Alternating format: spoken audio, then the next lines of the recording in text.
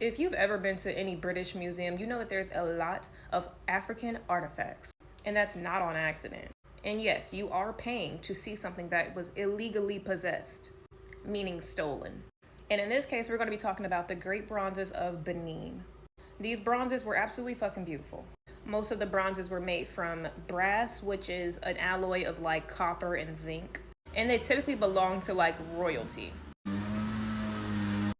Anyway, the creation of these bronzes was not something that was simple. Venus, what's going on?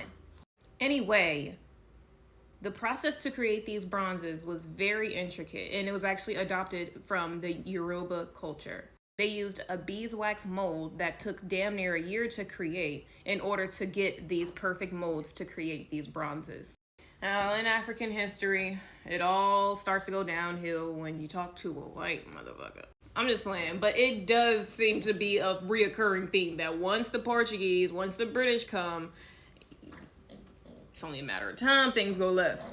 And in this case, it started with the Portuguese.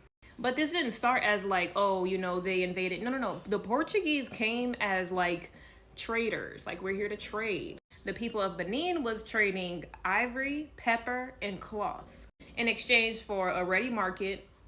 I hope you know what I'm talking about. And brass ingots. The brass was used to create these bronzes.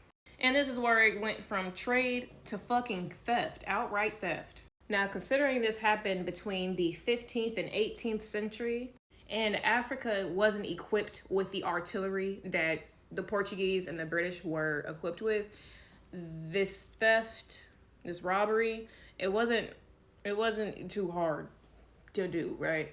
Now, along with these bronzes being used by royalty and to like symbolize some sort of like royal, you know, hierarchical status within the African culture, or the Benin culture, sorry, I gotta stop saying Africa because it's a big ass continent.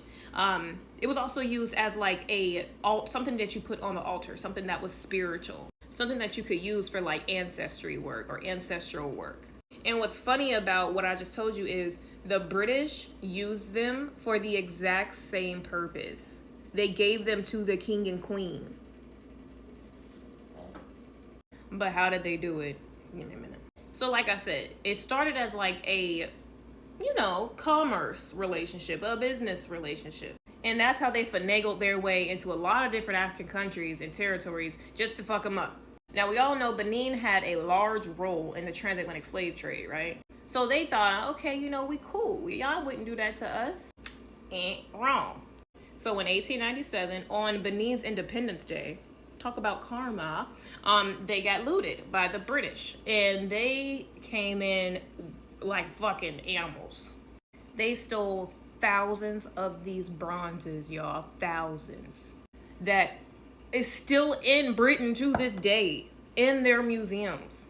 And the reason that they looted and took these bronzes is because African people in general could not look after such precious items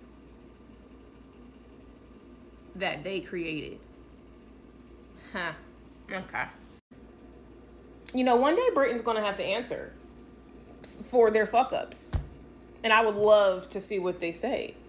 To this day, the Benin monarchy is demanding for these bronzes to be replaced and brought back to their country. And Britain ain't trying to hear it. They make money off them. They look better in our museums. The fuck? The end of the great theft of the great bronzes of Benin. Did y'all know this? You see my pen? I got a pen for my nonprofit. It's called the Black Party Foundation, and I think you should tap the link in my bio to learn a little bit more and donate what you